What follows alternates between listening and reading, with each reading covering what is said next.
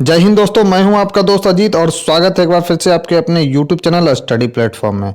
दोस्तों, जैसा कि थंबनेल देखकर ही आपको मालूम चल गया होगा कि आज हम लोग घटना चक्र की प्राचीन भारत की इतिहास की सीरीज जो स्टार्ट हमने की थी उसे समाप्त करने वाले हैं। ये जो है हमारा दोस्तों घटना चक्र के प्राचीन भारत की सीरीज का हमारा लास्ट वीडियो है। तो दोस्तों, अभी तक जिन लोगों ने हमारे चैनल को सब्सक्राइब नहीं किया है तो सब्सक्राइब कर ले, बेल आइकन को प्रेस कर ले ताकि नई वीडियो की नोटिफिकेशन आपको समय समय पर मिलती रहे। साथ ही साथ अगर ये वीडियो पसंद आए दोस्तों तो प्लीज़ इसे ज़्यादा से ज़्यादा लाइक करें और अपने दोस्तों के साथ शेयर करें। एक छोटी सी इन्फॉर्मेशन और भी मैं आपको देना चाहता हूं दोस्तों कि घटना चक्र के जो सीरीज समाप्त हो चुकी है, जैसे फिजिक्स की सीरीज जो घटना चक्र की मैंने स्टार्ट की थी दोस्तों, केमिस्ट्री की वो सब समाप्त हो चुकी है। तो उन सब का मैं एक कंपाइल वीडियो आपके लिए लेकर आऊँगा दोस्तों। तो वो जैसे जैसे ये ख़त्म होता जाएगा दोस्तों तो सब का मैं एक कंपाइल वीडियो आपके सामने लेकर आऊँगा। तो चलिए दोस्तों, आज के फर्स्ट क्वेश्चन के साथ इस डिस्कशन को क्या करते हैं दोस्तों, स्टार्ट करते हैं। फर्स्ट क्वेश्चन है हमारा दोस्तों, निम्नलिखित में से कौन शासक पृथ्वीराज चौहान के नाम से प्रसिद्ध है। काफ़ी महत्वपूर्ण सवाल है। तो पृथ्वीराज चौहान के नाम से कौन से शासक प्रसिद्ध हैं दोस्तों, तो याद रखना है दोस्तों पृथ्वीराज तृतीय। काफ़ी ज़्यादा महत्वपूर्ण सवाल है, याद रखना है आपको। ये पृथ्वीराज तृतीय वही है दोस्तों जिन्होंने मोहम्मद गौरी के साथ तराइन के प्रथम युद्ध में और तराइन के द्वितीय युद्ध में युद्ध लड़ा था। प्रथम युद्ध में पृथ्वीराज जो तृतीय हैं दोस्तों मोहम्मद गौरी को हरा देते हैं, जबकि द्वितीय युद्ध में जो है दोस्तों मोहम्मद गौरी से ये हार जाते हैं। तो इसका राइट आंसर क्या हो जाएगा, सी। और इनके दरबार में जो है दोस्तों याद रखना है, एक दरबारी कवि थे इनका नाम था क्या दोस्तों, चंद्रवरदाई। तो ये भी आपको याद रखना है, इंपॉर्टेंट नाम है चंद्रवरदाई का। जिन्होंने इनकी जीवन रचना लिखी थी पृथ्वीराज रासो, याद रखना है। और ये कहाँ के शासक थे, तो अजमेर के शासक थे दोस्तों पृथ्वीराज तृतीय, जिन्हें हम लोग चौहान के नाम से भी जानते हैं। नेक्स्ट क्वेश्चन है, ताम्रपत्र लेख दर्शाते हैं कि प्राचीन काल में बिहार के राजाओं का संपर्क था। तो याद रखना है दोस्तों, ताम्रपत्र लेख दर्शाते हैं कि प्राचीन काल में बिहार के जो राजाओं का संपर्क था वो जावा सुमात्रा तक जो था दोस्तों उनका संपर्क था। तो इसका राइट आंसर हो जाएगा डी। इंपॉर्टेंट फैक्ट देख लेते हैं। तो पाल वंशीय शासक देवपाल बौद्ध मता अनुयायी था। लेखों में उसे क्या कहा गया, तो परम सौगात कहा गया। सभी के सभी महत्वपूर्ण फैक्ट्स है दोस्तों, याद रखना आपको कि देवपाल को लेखों में क्या कहा गया, तो परम सौगात कहा गया। उसने जावा के शैलेंद्र वंशी शासक, इनका नाम भी पूछा जाता है, बालपुत्र देव के अनुरोध पर उसे नालंदा में एक बौद्ध विहार बनाने के लिए 5 गांव दान दिया था। ये सभी के सभी इंपॉर्टेंट फैक्ट्स है, याद रखेंगे दोस्तों। बढ़ते अपने नेक्स्ट क्वेश्चन की ओर। नेक्स्ट क्वेश्चन है दोस्तों, स्वर्ण भूमि का वह राजा कौन था जिसने नालंदा में एक बौद्ध विहार की स्थापना की तथा उसके रख रखाव हेतु अपने दूत द्वारा देवपाल से 5 गांव दान में देने के लिए प्रार्थना की। तो कौन था दोस्तों, मैंने आपको बताया था कि ये सवाल पूछे जाते हैं। तो इसका राइट आंसर हो जाएगा बालपुत्र देव। तो दोस्तों स्वर्णपुत्र के शासक बालपुत्र देव ने नालंदा में एक बौद्ध विहार की स्थापना की तथा उसके रख रखाव हेतु, याद रखना है दोस्तों, तथा उसके रख रखाव हेतु अपने दूत द्वारा देवपाल से 5 गांव देने के लिए प्रार्थना की थी। नेक्स्ट है, गोविंद चंद्र गढ़वाल की एक रानी कुमारी देवी ने धर्मचक्र जिन विहार कहाँ बनवाया था। तो याद रखना है दोस्तों, उन्होंने यह जो जिन विहार है वो सारनाथ में बनाया था। इंपॉर्टेंट फैक्ट डिस्कस कर लेते हैं। तो गोविंद चंद्र गढ़वाल की रानी राजकुमारी बौद्ध मता अनुयायी थी। उन्होंने सारनाथ में धर्म चक्र जिन विहार बनवाया था। नेक्स्ट है, हमीर महाकाव्य में चौहानों को बताया गया है। तो इसमें हमीर महाकाव्य में चौहानों को क्या बताया गया दोस्तों, तो सूर्यवंशी बताया गया। इसका राइट आंसर क्या हो जाएगा, डी। तो हमीर महाकाव्य में चौहानों को सूर्यवंशी बताया गया। हमीर महाकाव्य और पृथ्वीराज विजय के अनुसार चौहान सूर्य के पुत्र चाहमन नामक अपने पूर्वज के वंशज थे। वे 4 अग्नि कुलों में से एक थे। तो ये फैक्ट्स भी याद रखना है दोस्तों। नेक्स्ट है, आल्हा उदल संबंधित हैं। तो आल्हा उदल जो संबंधित थे दोस्तों किससे, तो याद रखना है दोस्तों, आल्हा उदल जो संबंधित हैं वो महोबा से संबंधित है दोस्तों। तो इसका राइट आंसर क्या हो जाएगा, सी। इंपॉर्टेंट फैक्ट देखते हैं दोस्तों। तो आल्हा उदल महोबा से संबंधित थे। ये चंदेल शासक परमारदी देव के सेना नायक थे जो 1182 ईस्वी में पृथ्वीराज चौहान के आक्रमण का डटकर सामना करने के बाद वीर गति को प्राप्त हुए। चंदेलों एवं चौहानों के इस संघर्ष का वर्णन चंद्रवरदाई कृत पृथ्वीराज रासो एवं जगनी कृति परमाल रासो के आल्हा खंड से प्राप्त होता है दोस्तों। तो याद रखना है जगनी कृति कौन सा है दोस्तों, तो परमाल रासो, ये भी पूछा जाता है। और उसका है एक और दोस्तों आल्हा खंड, इससे भी हमको यह जानकारी मिलता है आल्हा उदल महोबा के बारे में। नेक्स्ट है पृथ्वीराज रासो के लेखक कौन है दोस्तों, तो चंद्रवरदाई थे, याद रखना है पृथ्वीराज रासो के लेखक। तो चौहान वंशीय शासक पृथ्वीराज तृतीय, जिन्हें राय पिथौरा के नाम से भी हम लोग जानते हैं दोस्तों, उनके दरबारी कवि थे चंद्रवरदाई ने पृथ्वीराज रासो की रचना की है। इसमें चौहानों को अग्निकुंड से उत्पन्न बताया गया। तो ये फैक्ट्स भी आपको याद रखना है दोस्तों। रासतरंगिणी किसने लिखा है दोस्तों, तो याद रखना है रासतरंगिणी जो है ये लिखा है दोस्तों कलहन ने, याद रखेंगे। और बिल्हन के द्वारा क्या लिखा गया दोस्तों, तो यह आप मुझे कमेंट बॉक्स में लिखकर बताएंगे। नेक्स्ट है पृथ्वीराज विजय का लेखक कौन है, तो पृथ्वीराज विजय का लेखक है दोस्तों कौन, तो पृथ्वीराज विजय का लेखक कौन है, तो याद रखना है दोस्तों पृथ्वीराज विजय का जो लेखक है, पृथ्वीराज रासो का है दोस्तों चंद्रवरदाई। पृथ्वीराज विजय के लेखक है दोस्तों जयानक। तो इसका राइट आंसर क्या हो जाएगा, तो सी होगा। इंपॉर्टेंट सवाल है, हाईलाइट कर लेंगे ऐसे सवालों को। नेक्स्ट है निम्नलिखित युग्मों में से कौन सा एक सुमेलित नहीं है, तो दोस्तों याद रखना है अब्दुल रहमान ने हमीर रासो लिखा, यह बात बिल्कुल गलत है। चंद्रवरदाई ने अभी हम लोगों ने देखा था दोस्तों पृथ्वीराज रासो इनके द्वारा लिखा गया था। जगनी के द्वारा आल्हा खंड लिखा गया था। नरपति नाल्ह के द्वारा क्या लिखा गया था दोस्तों, तो बीसल देव रासो लिखा गया था नरपति नाल्ह के द्वारा। तो हमीर रासो की रचना है दोस्तों सारंगधर ने की थी, याद रखेंगे। हमीर रासो की रचना किनके द्वारा की गई थी, सारंगधर के द्वारा की गई थी। अन्य विकल्प जो है दोस्तों बिल्कुल सही है। नेक्स्ट है निम्नलिखित राजपूत वंशों में से किसने 8वीं शताब्दी में देहली शहर की स्थापना की थी, तो याद रखना है दोस्तों तोमर वंश के शासक थे अनंगपाल। याद रखना है अनंगपाल ने जो है दोस्तों 8वीं सदी में दिल्ली का जैसे देहली शहर की स्थापना की थी दोस्तों। तो इसका राइट आंसर हो जाएगा सी। तो 8वीं शताब्दी में दिल्ली का यानी दिल्ली शहर की स्थापना तोमर वंश के अनंगपाल ने की थी। चंद्रवरदाई की रचना पृथ्वीराज रासो में तोमर वंश के राजा अनंगपाल को दिल्ली का संस्थापक बताया गया। बाद में चौहान शासकों ने दिल्ली को अपने क्या कर लिया दोस्तों, अधिकार में ले लिया। नेक्स्ट क्वेश्चन है दोस्तों, काफी इंपॉर्टेंट है ये सवाल। जेजाक भुक्ति प्राचीन नाम था, तो याद रखना है दोस्तों जेजाक भुक्ति जो प्राचीन नाम था किसका था, तो बुंदेलखंड का प्राचीन नाम था दोस्तों जेजाक भुक्ति। तो जेजाक भुक्ति बुंदेलखंड का प्राचीन नाम था। चंदेल वंश के संस्थापक नन्नुक के पौत्र जय सिंह या जेजा के नाम पर यह प्रदेश जेजाक भुक्ति कहलाया दोस्तों। नेक्स्ट क्वेश्चन है धंग देव किस वंश का शासक था, तो याद रखेंगे धंग जो देव था दोस्तों वह जेजाक भुक्ति के चंदेल वंश का शासक था। जेजाक भुक्ति प्राचीन समय में बुंदेलखंड का जो प्राचीन नाम था दोस्तों वो था जेजाक भुक्ति। तो ये पॉइंट अभी हम लोगों ने देखा था। तो जेजाक भुक्ति के चंदेलों में गंग देव सबसे प्रसिद्ध एवं शक्तिशाली राजा हुआ। वह वैदिक अथवा ब्राह्मण धर्म का अनुयायी था। उसने महाराजा धीराज की उपाधि धारण की। इंपॉर्टेंट है दोस्तों। धंग ने प्रयाग के संगम में शिव की आराधना करते हुए अपना क्या किया दोस्तों, तो शरीर त्याग दिया। नेक्स्ट है निम्नलिखित शासकों के नाम सही काला क्रमानुसार संयोजित कर अपना उत्तर दिए गए कुट से चयन कीजिए। पहला विद्याधर, धंग है, यशोवर्मा है, कृति वर्मा है। तो याद रखना है दोस्तों सबसे पहले कौन है काला अनुक्रम में दोस्तों, तो सबसे पहले आएंगे यशोवर्मा, उसके बाद आएंगे दोस्तों धंग, उसके बाद आएंगे विद्याधर और लास्ट में कौन आएंगे दोस्तों, तो कृति वर्मा। तो राइट आंसर हो जाएगा ए। तो विकल्प में यशोवर्मा का कार्यकाल दिया गया 930 से 950, धंग का कार्यकाल दिया गया 950 से 1002, विद्याधर का 1019 से 1029 और कृति वर्मा का दिया गया दोस्तों 1060 से 1100। नेक्स्ट है चित्तौड़ के त्रिभुवन नारायण मंदिर को किसने बनवाया, तो याद रखेंगे दोस्तों चित्तौड़ का जो त्रिभुवन नारायण मंदिर है वह बनाया था दोस्तों परमार राजा भोज ने। तो इंपॉर्टेंट सवाल है, हाईलाइट कर लेंगे सवाल को, काफ़ी महत्वपूर्ण सवाल है ये। तो याद रखना दोस्तों परमार राजा भोज ने चित्तौड़ में त्रिभुवन नारायण का मंदिर बनवाया था। भोज ने अनेक पुस्तकों की रचना की। इनकी रचनाओं में कौन कौन सा है दोस्तों, याद रखेंगे सर्वसती कंठ भरण, श्रृंगार प्रकाश, प्राकृत व्याकरण, कुर्म शतक, श्रृंगार मंजरी आदि उल्लेखनीय है। सभी के सभी महत्वपूर्ण है दोस्तों, याद रखेंगे ऐसा नाम। इनका नाम काफ़ी ज़्यादा ये महत्वपूर्ण है पुस्तक इनके द्वारा लिखी गई। नेक्स्ट है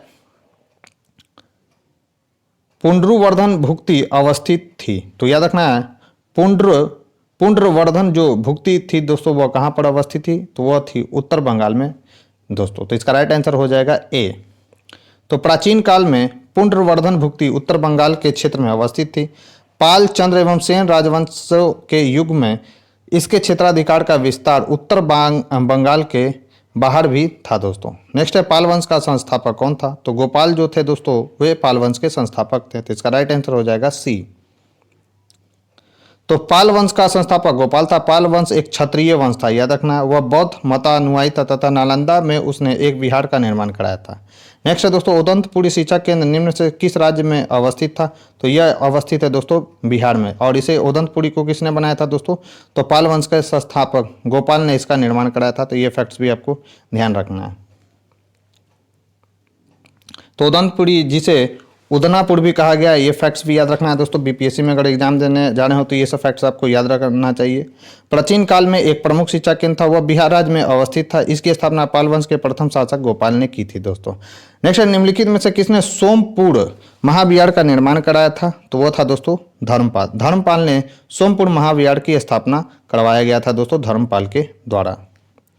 और विक्रमशिला जो महाविहार है दोस्तों वो भी किसने बनाया था? तो ये भी याद रखेंगे धर्मपाल ने ही बनाया था। तो याद रखेंगे दोस्तों धर्मपाल के लेखों में उसे क्या कहा गया? तो परम सौगात कहा गया है।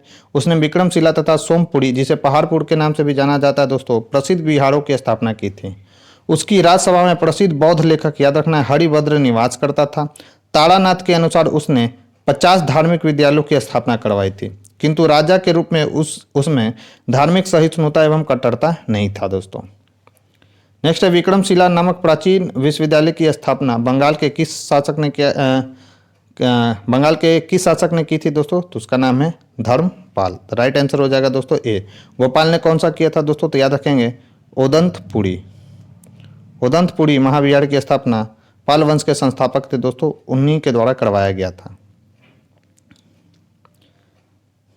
और ये याद रखना है दोस्तों आपका डेट भी। विक्रमशिला के प्राचीन बौद्ध विश्वविद्यालय की स्थापना बंगाल के पाल वंशीय शासक, इनका डेट आपको कार्यकाल भी याद रखना है 770 से 810 ईस्वी द्वारा की गई थी। नालंदा विश्वविद्यालय के पतन के बाद यह बौद्ध धर्म के प्रमुख केंद्र के रूप में विकसित हुआ था दोस्तों। नेक्स्ट है उस पाल शासक का नाम बताइए जिसने विक्रमशिला विश्वविद्यालय स्थापित किया था। तो कौन था दोस्तों? तो धर्मपाल था।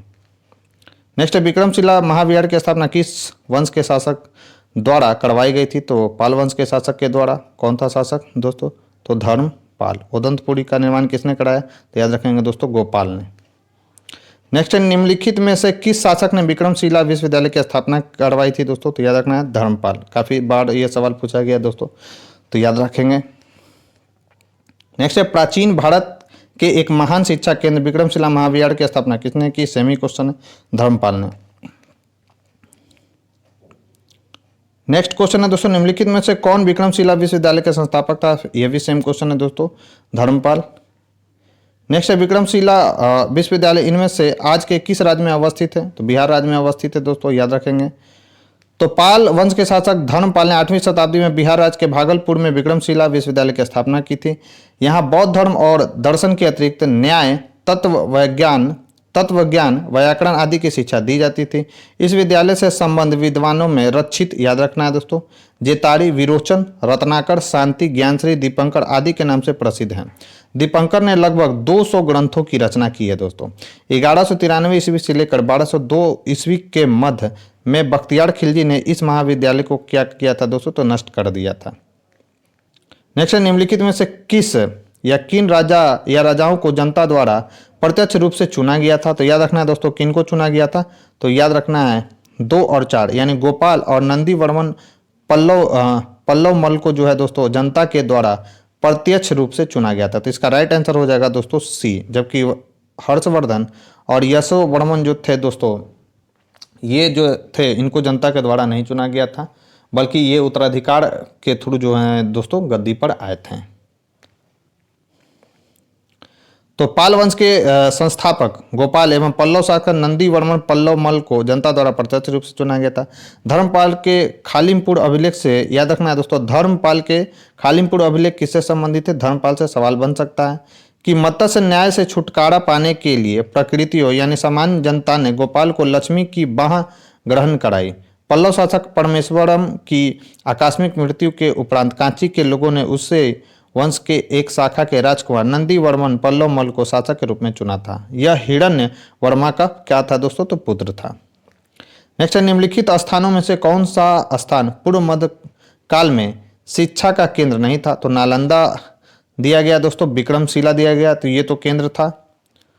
जो है दोस्तों तक्षशिला, तो तक्षशिला नहीं था दोस्तों, याद रखेंगे नालंदा था, विक्रमशिला था, लेकिन तक्षशिला जो है दोस्तों मध्यकाल में, यह प्राचीन भारत में शिक्षा का महत्वपूर्ण केंद्र था। तक्षशिला मध्यकाल में नहीं था। उदंतपुरी था दोस्तों, उदंतपुरी की स्थापना पाल वंश के संस्थापक गोपाल ने की थी, तो ये भी था, याद रखेंगे। तो इसका राइट आंसर हो जाएगा दोस्तों सी।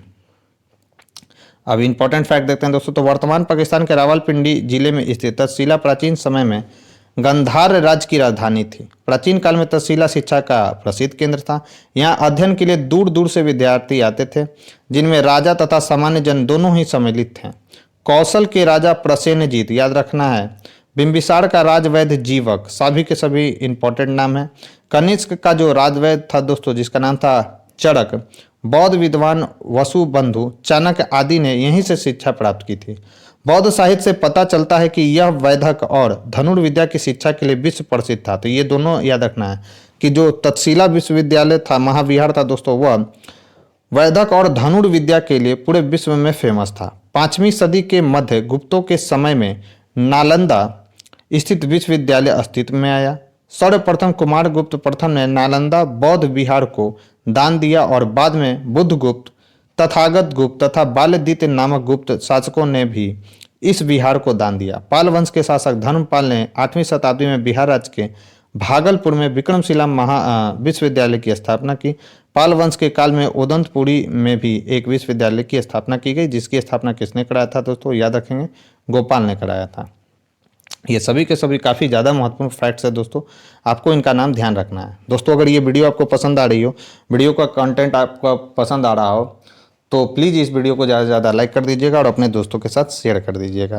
नेक्स्ट है दोस्तों, निम्नलिखित में से किसने राष्ट्रकूट साम्राज्य की नींव रखी, तो इसका नाम है दोस्तों राष्ट्रकूट साम्राज्य की नींव किनके द्वारा रखी गई थी, तो यह रखी गई थी दोस्तों दंती दुर्ग के द्वारा। राइट आंसर हो जाएगा बी। तो राष्ट्रकूट वंश की स्थापना याद रखना है दोस्तों, ये डेट भी याद रखना है, 736 ईस्वी में दंती दुर्ग ने की थी।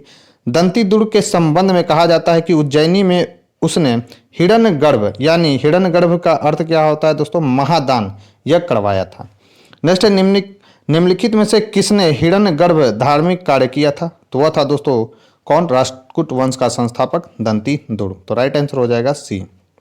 नेक्स्ट है, निम्नलिखित में से कौन अपने पिता के अभियानों के क्रम में सैनिक छावनियों में पैदा हुआ था, तो वह था दोस्तों अमोघ वर्ष। राष्ट्रकूट में एक राजा आता है दोस्तों अमोघ वर्ष, कहा जाता है उसके बारे में कि अपने जब उसके पिता अभियान कर रहे थे दोस्तों, तो उसका वह जो है दोस्तों वो पैदा हुआ था छावनी में, सैनिक छावनी में उसका जन्म हुआ था। तो इसका राइट आंसर है ए। तो याद रखना, राष्ट्रकूट राजा अमोघ वर्ष का जन्म 800 ईस्वी में नर्मदा नदी के किनारे श्री भावन नामक स्थान पर सैनिक छावनी में हुआ था। इस समय इसके पिता राष्ट्रकूट राजा गोविंद तृतीय थे। याद रखना है, उत्तर भारत के सफल अभियानों के बाद वापस लौट रहे थे। नेक्स्ट क्वेश्चन है दोस्तों, महान प्रतिहार राजा था, तो याद रखना है मिहिर भोज जो थे दोस्तों, वे एक महान प्रतिहार राजा थे। काफ़ी महत्वपूर्ण नाम है ये, याद रखना है आपको। तो प्रतिहार वंश का महानतम शासक मिहिर भोज था। इसका शासनकाल कब से कब था, तो 836 से 885 ईस्वी। धर्मपाल का पाल वंश का राजा था, जिसका शासनकाल कब से कब था, तो 770 से 810 ईस्वी तक था। महेंद्रपाल प्रतिहार शासक था, जिसका शासनकाल जो है दोस्तों 885 से 910 ईस्वी तक था। जबकि हर्ष पुष्यभूति वंश का संस्थापक था, सॉरी दोस्तों संस्थापक मैंने बोला, शासक था। इसका शासनकाल 606 से 647 ईस्वी था। नेक्स्ट है दोस्तों, गुर्जर प्रतिहार शासकों में से किसकी उपाधि आदि वड़ा की थी। मोस्ट वीवीआई सवाल दोस्तों, गुर्जर प्रतिहार शासकों में किसकी उपाधि आदि वड़ा की थी दोस्तों, तो उसका नाम है मिहिर भोज। राइट आंसर हो जाएगा सी। तो मिहिर भोज गुर्जर प्रतिहारों का सर्वाधिक शक्तिशाली शासक था। वह वैष्णव धर्म अनुयायी था, ये भी सवाल पूछा गया है, तथा उसने आदि वड़ा तथा प्रभास जैसी उपाधियां धारण की थी। इंपॉर्टेंट है सभी के सभी मिहिर भोज से रिलेटेड ये सब फैक्ट दोस्तों, जिसे आपको ध्यान में रखना है। नेक्स्ट है निम्नलिखित ऐतिहासिक व्यक्तियों के नाम कालक्रमानुसार संयोजित करें। नीचे दिए गए कूट से सही उत्तर चुनिए। पहला है नागभट्ट द्वितीय, महीपाल, महेंद्रपाल और वत्सराज। तो सबसे पहले आ जाएगा दोस्तों वत्सराज, उसके बाद आएंगे दोस्तों नागभट्ट प्रथम, उसके बाद आएंगे महेंद्रपाल और लास्ट में आएगा दोस्तों महीपाल। ये किससे रिलेटेड है दोस्तों? तो याद रखेंगे ये सभी के सभी जो शासक है दोस्तों वो गुर्जर प्रतिहार वंश के शासक हैं। ये सब वत्सराज, नागभट्ट द्वितीय, महीपाल और महेंद्रपाल। तो याद रखेंगे वत्सराज का जो कार्यकाल है दोस्तों इतना से यानी 775 से 800 ईस्वी के बीच है। नागभट्ट का द्वितीय का जो कार्यकाल है 800 से 833, महेंद्रपाल प्रथम का 885 से 910 एवं महीपाल का शासन है दोस्तों 912 से 944। नेक्स्ट है निम्नलिखित में से कौन सा शासक गुर्जर प्रतिहार राजवंश से संबंधित नहीं है? तो याद रखेंगे दोस्तों गुर्जर प्रतिहार राजवंश से कौन सा संबंधित नहीं है दोस्तों? तो अभी मैंने बताया था महेंद्रपाल, नागभट्ट, देवपाल ये सब संबंधित है, जबकि भरत भट्ट जो प्रथम है दोस्तों गुर्जर प्रतिहार राजवंश से संबंधित नहीं है। तो अग्निकुल के राजपूतों में सर्वाधिक प्रसिद्ध प्रतिहार वंश था, जो गुर्जर की शाखा से संबंधित होने के कारण इतिहास में गुर्जर प्रतिहार कहा जाता था। पुलकेशिन द्वितीय के ऐहोल अभिलेख में गुर्जर जाति का उल्लेख सर्वप्रथम हुआ है। गुर्जर प्रतिहार वंश का संस्थापक नागभट्ट प्रथम था। याद रखेंगे दोस्तों कब से कब तक इसका कार्यकाल है? तो 730 से 756 ईस्वी। इस वंश के अन्य शासकों में वत्सराज आता है दोस्तों, नागभट्ट द्वितीय आते हैं, मिहिर भोज आते हैं, महेंद्रपाल आते हैं, देवपाल आते हैं इत्यादि आते हैं। इस वंश के शासकों में भरतचंद्र का नाम नहीं आता है दोस्तों। नेक्स्ट क्वेश्चन है दोस्तों, महान जैन विद्वान हेमचंद किसकी सभा को अलंकृत करते थे? इंपॉर्टेंट सवाल है काफी ज्यादा ये। तो याद रखना है दोस्तों महान जैन विद्वान हेमचंद्र जो है दोस्तों कुमारपाल की सभा को अलंकृत करते थे। तो याद रखना है महान जैन विद्वान हेमचंद सोलंकी वंश के जयसिंह सिद्धराज के समय में प्रमुखता प्राप्त की थी, तथापि वे उसके उत्तराधिकारी कुमारपाल के सलाहकार के रूप में उनकी सभा को क्या करते थे दोस्तों? अलंकृत करते थे। नेक्स्ट है निम्नलिखित में से किसे एक नया संवत चलाने का यश प्राप्त है? तो याद रखना है दोस्तों लक्ष्मण सेन ने जो है दोस्तों सेन वंश का एक शासक है दोस्तों लक्ष्मण सेन, उनके द्वारा एक संवत चलाया गया था दोस्तों। तो इसका राइट आंसर हो जाएगा डी लक्ष्मण सेन।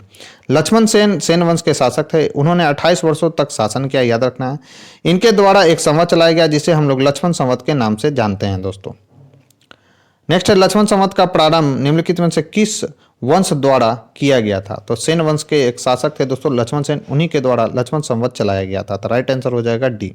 दोस्तों अग्निकुंड से जो जन्मे थे 4 राज, उनका नाम आपको याद है? नहीं याद है तो मैं बता देता हूं दोस्तों। अग्निकुंड से जो 4 राज जन्मे थे दोस्तों उनमें आता है कौन कौन सा? याद रखना है प्रतिहार, परमार, चालुक और चौहान।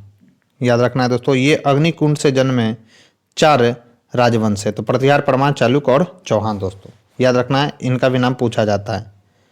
नेक्स्ट है निम्नलिखित में से कौन से मध्यकालीन भारत के प्रसिद्ध विधि वेता थे? तो याद रखना है दोस्तों कौन थे?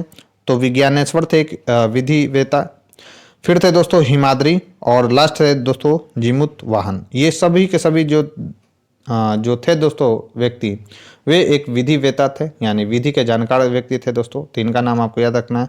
जबकि राजशेखर जो थे दोस्तों एक विधि विशेषज्ञ नहीं थे। तो विज्ञानेश्वर, हेमाद्री एवं जीमूत वाहन मध्यकालीन भारत के प्रसिद्ध विधि वेता थे। विज्ञानेश्वर के याज्ञवल्क्य स्मृति पर मिताक्षरा शीर्षक से टीका ग्रंथ लिखा गया। तो याद रखना है मिताक्षरा किसके द्वारा लिखा गया? विज्ञानेश्वर के द्वारा। जीमूत वाहन ने दायभाग नामक ग्रंथ की रचना की। हेमाद्री ने 13वीं शताब्दी में कर्नाटक के विद्वान थे। याद रखना इन्होंने आयुर्वेद के ग्रंथ अष्टांग हृदय पर टीका लिखा। याद रखना है आपसे पूछ सकता है अष्टांग हृदय किनके द्वारा लिखा गया? तो हेमाद्री के द्वारा लिखा गया। किस सदी की रचना है दोस्तों? तो 13वीं सदी की रचना है दोस्तों। इसके अलावा इन्होंने चतुर्वर्ग चिंतामणि नामक पुस्तक भी लिखा। तो ये भी याद रखना है चतुर्वर्ग चिंतामणि किनके द्वारा लिखा गया है? तो हेमाद्री के द्वारा लिखा गया दोस्तों।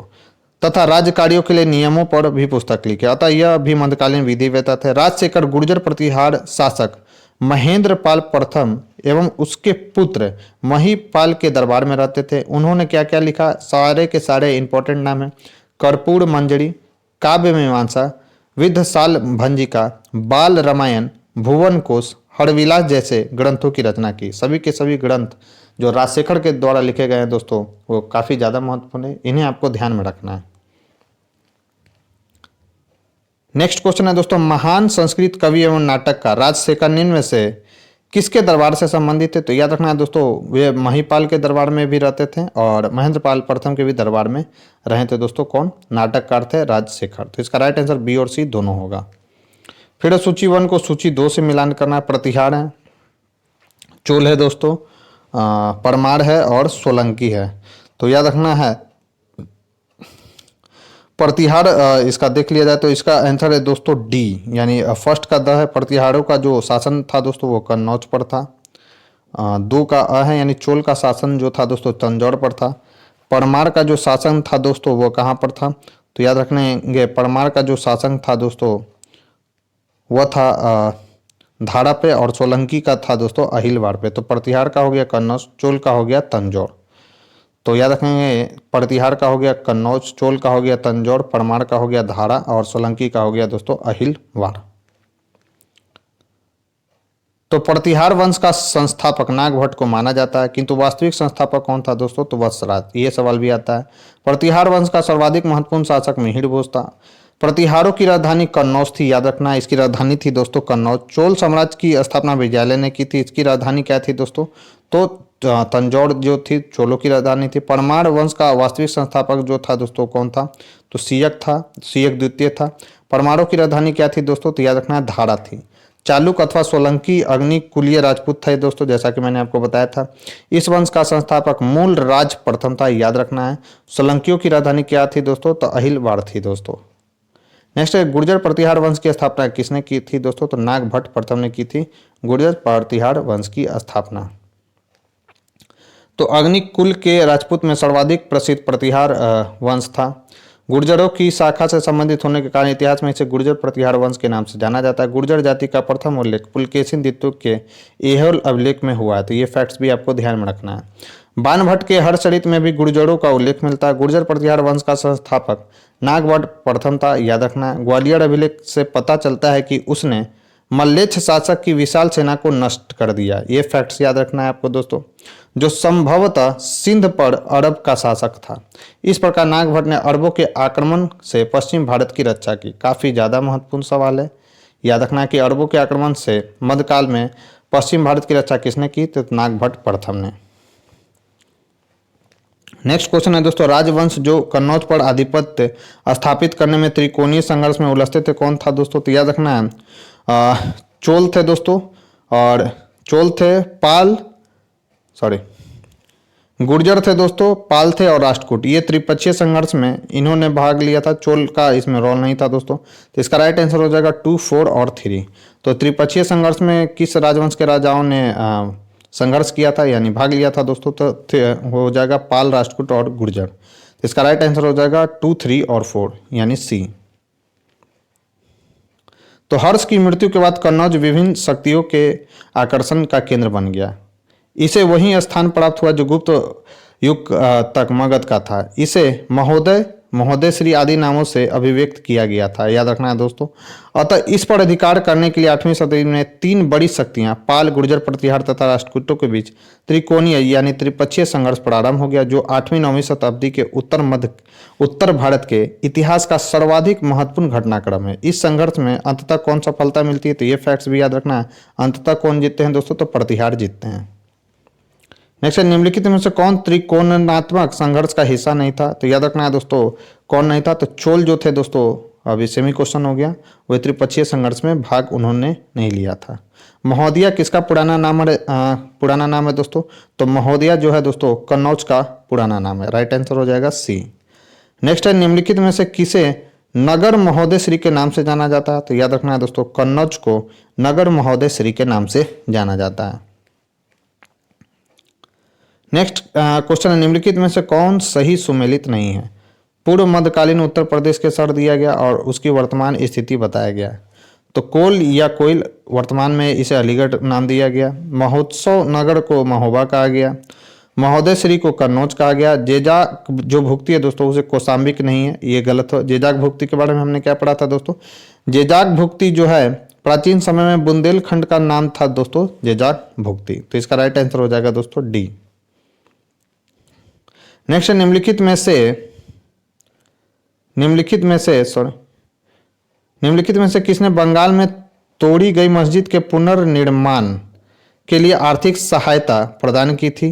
तो याद रखना है दोस्तों, किसने प्रदान की थी? तो जय सिंह सिद्धराज ने खंबात में तोड़ी गई मस्जिद के पुनर्निर्माण के लिए क्या की थी दोस्तों? आर्थिक सहायता प्रदान की थी। तो राइट आंसर हो जाएगा दोस्तों बी। तो याद रखना है गुजरात का चालुक्य शासक जय सिंह सिद्धराज एक धर्म सहिष्णु शासक था। मुस्लिम लेखक मोहम्मद औफी का कहना है कि खंबात में कुछ मस्जिदों हेतु उसने 1 लाख बौलम यानी मुद्राएं दान दी थी। नेक्स्ट है, परमार वंश का संस्थापक कौन था? तो याद रखना है दोस्तों, परमार वंश का संस्थापक यहाँ पर नहीं दिया गया। तो परमार वंश के जो संस्थापक था दोस्तों वो कृष्णराज नामक व्यक्ति ने किया था, जो कि ऑप्शन में नहीं इसलिए स्टार लगा हुआ है। तो परमार वंश की स्थापना 10वीं शताब्दी ईस्वी के प्रथम चरण में उपेंद्र अथवा कृष्णराज नामक व्यक्ति ने की थी। धारा नामक नगरी परमार वंश की राजधानी थी, याद रखना है। उत्तराखंड लोक सेवा आयोग ने इस प्रश्न का उत्तर विकल्प कनकपाल माना है, जबकि इस प्रश्न का सही उत्तर उपेंद्र सिंह अथवा कृष्णराज होना चाहिए। नेक्स्ट है, राजा भोज ने शासन किया। तो राजा भोज ने कहाँ पर शासन किया था दोस्तों? तो धार पर जो है दोस्तों राजा भोज ने शासन किया था। तो राजा भोज परमार शासक था, याद रखना है दोस्तों। परमारों का पहले शासन केंद्र उज्जैन था। तत्पश्चात राजधानी धारा में स्थानांतरित कर दी गई। राजा भोज ने धारा में शासन किया। भोज की मृत्यु के पश्चात विद्वानों ने धारा नगरी के बारे में कहा है, अधधारा निर्धारा निरामला सरस्वती पंडिता खंडिता सर्वे भोज राजा दिव्यंगते। नेक्स्ट है दोस्तों, निम्नलिखित में से किसने काल्पनिक वैज्ञानिक उपकरण पर पुस्तक लिखी है? तो याद रखना है दोस्तों, उनका नाम है भोज। इंपॉर्टेंट नाम है। काल्पनिक वैज्ञानिक उपकरण पर पुस्तक किसने लिखी है? तो राजा भोज ने लिखी है। परमार वंशीय शासक हैं दोस्तों, याद रखना है। तो प्रसिद्ध पुस्तक का नाम क्या है? युक्ति कल्पतरु और सम्रांगन सूत्राधार। भोज ने युक्ति कल्पतरु में नाव बनाने की विधियों का वर्णन किया। सरस्वती कंठाभरण, सिंधा संग्रह, योग सूत्रवृत्ति, राज मार्तंड, विद्या विनोद और चारुचर्या इनकी अन्य प्रसिद्ध रचनाएं हैं दोस्तों। प्रारंभ में आयोग ने इसका उत्तर विकल्प ए माना था, परंतु अपने संशोधित उत्तर पत्रक में इस प्रश्न का विकल्प बी कर दिया है। नेक्स्ट है, भोजशाला मंदिर की अधिष्ठात्री देवी है। तो भोजशाला मंदिर की अधिष्ठात्री देवी कौन सी है दोस्तों? तो भगवती सरस्वती है दोस्तों। तो याद रखना है, यह भी महत्वपूर्ण सवाल है। तो भोजशाला मंदिर कहाँ पर स्थित है? तो मध्य प्रदेश के धार जिले में अवस्थित है। यहाँ पर वाग्य देवी, जिसे हम लोग दोस्तों भगवती सरस्वती देवी अधिष्ठात्री स्थापित है। ज्ञातव्य है कि भोजशाला का निर्माण परमार शासक राजा भोग ने संस्कृत पाठशाला के रूप में करवाया था। अब भोजशाला कमाल मौला मस्जिद परिसर में स्थित है। नेक्स्ट है, इनमें से कौन परमार वंश का शासक नहीं था? तो याद रखेंगे, गांगेय जो देव था दोस्तों वह परमार वंशीय शासक नहीं था। तो गांगेय देव कलचुरी वंश का एक शक्तिशाली शासक था, जिसने विक्रमादित्य की उपाधि धारण की थी। तो याद रखना है, पूर्व मध्यकाल में स्वर्ण सिक्कों के विलुप्त हो जाने के पश्चात इन्होंने सर्वप्रथम इसे प्रारंभ करवाया था। उपेंद्र मुंज और उदयादित्य ये सभी परमार वंशीय शासक हैं दोस्तों। नेक्स्ट है, निम्नलिखित युग्मों पर विचार कीजिए। बौद्ध गया बघेलखंड, खजुराहो बुंदेलखंड, शिरडी विदर्भ और दिया गया नासिक मालवा, तिरुपति रायलसीमा। तो इसका राइट आंसर है दो। कौन सा सही सुमेलित है? तो केवल 2 ही सही सुमेलित है दोस्तों। कौन कौन सा? तो एक है दोस्तों खजुराहो जो है बुंदेलखंड में स्थित है और तिरुपति रायलसीमा पर स्थित है। बाकी सब जो है दोस्तों विकल्प बिल्कुल गलत है। देख लेते हैं इंपॉर्टेंट फैक्ट्स। तो बौद्ध गया जो है दोस्तों किस क्षेत्र में स्थित है? तो बौद्ध गया तो ऐसी गलत है, बिहार में स्थित था दोस्तों, वहाँ पर बघेलखंड दिया हुआ था। खजुराहो जो स्थित है दोस्तों किस क्षेत्र में है? तो बुंदेलखंड में। शिरडी जो है दोस्तों अहमदनगर महाराष्ट्र में स्थित है, न कि विदर्भ में। नासिक जो है दोस्तों महाराष्ट्र में है। तिरुपति जो है रायलसीमा आंध्र प्रदेश में स्थित है। नेक्स्ट है, गॉड वेहो के रचयिता कौन है? रचयिता थे तो याद रखना है दोस्तों, वाकपति जो थे गॉड वहो के रचयिता थे। तो इसका राइट आंसर हो जाएगा सी। तो गॉड वहो कन्नौज के राजा यशोवर्मन के राजश्रित कवि वाकपति की रचना है। याद रखना है, यशोवर्मन के राजश्रित कवि कौन थे? तो वाकपति थे, जिन्होंने गौड़ वह के रचना की थी दोस्तों। नेक्स्ट है, मध्यकालीन भारत के आर्थिक इतिहास के संदर्भ में शब्द अड़घट्टा किसे निरूपित करता है? तो याद रखना है दोस्तों, अड़घट्टा किसे निरूपित करता है? तो भूमि की सिंचाई के लिए प्रयुक्त जल चक्र यानी वाटर व्हील को प्रयुक्त शब्द है दोस्तों अड़घट्टा।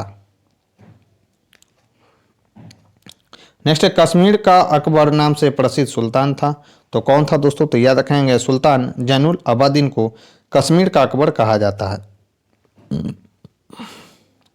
तो अकबर के समान धर्म सहिष्णु एवं सामाजिक कार्यों के लिए सुल्तान जैनुल अबादीन को कश्मीर का अकबर कहा जाता है।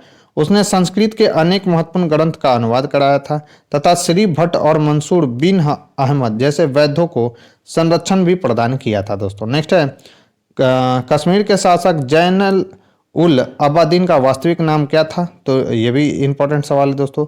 तो याद रखना, इनका वास्तविक नाम क्या था दोस्तों? तो इनका वास्तविक नाम था शाही खां। राइट आंसर हो जाएगा। जैनुल अबादीन का वास्तविक नाम था शाही खां, जिन्हें हम लोग कश्मीर के अकबर के भी नाम से जानते हैं।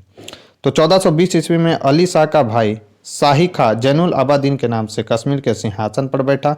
वह कश्मीर का सबसे महान शासक हुआ। वह धार्मिक दृष्टि से अत्यधिक सहिष्णु था। उसकी धार्मिक उदारता के कारण उसकी तुलना मुगल बादशाह अकबर से की जाती है। उसने हिंदुओं पर लगने वाले जजिया कर हटा दिया। ऐसा करने वाला वह प्रथम शासक था दोस्तों। उसने गौ हत्या को निषेध कर दिया। उसके समय में महाभारत दशावतार राजतरंगिणी की का फारसी भाषा में अनुवाद किया गया था। इंपॉर्टेंट है, सभी के सभी फैक्ट्स याद रखना है। नेक्स्ट है, कर्नाट वंश का संस्थापक कौन था? तो याद रखना है दोस्तों, कर्नाट वंश का संस्थापक कौन था? तो नान्यदेव जो था दोस्तों, वह कर्नाट वंश का संस्थापक था। तो कर्नाट वंश के संस्थापक नान्यदेव थे। वे एक महान योद्धा थे। नान्यदेव ने कर्नाटक की राजधानी कहाँ थी दोस्तों? कर्नाट वंश की राजधानी, तो याद रखना है, सिमरावगढ़ था। कर्नाट वंश का शासनकाल जो था दोस्तों, मिथिला का स्वर्ण युग कहा जाता है कर्नाट वंश के शासनकाल को। यह भी सवाल पूछा जाता है। नेक्स्ट है, कर्नाट वंश का अंतिम शासक कौन था? तो याद रखना है दोस्तों, कर्नाट वंश का जो अंतिम शासक था वो था हरि सिंह। राइट आंसर हो जाएगा ए। तो कर्नाट वंश के अंतिम शासक हरि सिंह देव या हरि सिंह थे। कार्यकाल याद रखना है इनका। ये कला और साहित्य के महान संरक्षक थे। इन्होंने पंजी व्यवस्था की शुरुआत की थी। ये भी सवाल याद रखना है कि पंजी व्यवस्था की शुरुआत किनके द्वारा किया गया था दोस्तों? तो हरि सिंह के द्वारा किया गया था। ये कर्नाट वंशीय शासक थे। नेक्स्ट है, कुरु सपाल शिलालेख में किस राजा के बारे में जानकारी मिली है? तो सोमेश्वर प्रथम के बारे में जानकारी मिली है दोस्तों कुरु सपाल शिलालेख से। राइट आंसर हो जाएगा सी। तो छत्तीसगढ़ के बस्तर रियासत के कुरु सपाल गांव से सोमेश्वर प्रथम का शिलालेख प्राप्त हुआ है। संस्कृत भाषा में रचित यह अभिलेख 39 पंक्तियों का है। इसमें सोमेश्वर द्वारा ग्राम दान का विवरण प्राप्त होता है दोस्तों। तो दोस्तों ये थी हमारी आज की डिस्कशन। इस डिस्कशन में बस आज इतना ही। आज का डिस्कशन जो था हमारा दोस्तों, वो प्राचीन भारत के इतिहास का जो घटना चक्र की सीरीज जो मैंने स्टार्ट की थी दोस्तों, वो हमारा अंतिम था। अब मैं क्या करूँगा दोस्तों, तो इस वीडियो के समाप्त होने के बाद मैं प्राचीन भारत की इतिहास के जितने भी वीडियो हैं सबको कंपाइल करके एक वीडियो में बना दूंगा दोस्तों, और उसे मैं यूट्यूब पर अपलोड कर दूंगा। तो दोस्तों आज के लिए बस इतना ही। बने रहे हमारे यूट्यूब के चैनल के साथ। तब तक के लिए आपका बहुत बहुत धन्यवाद।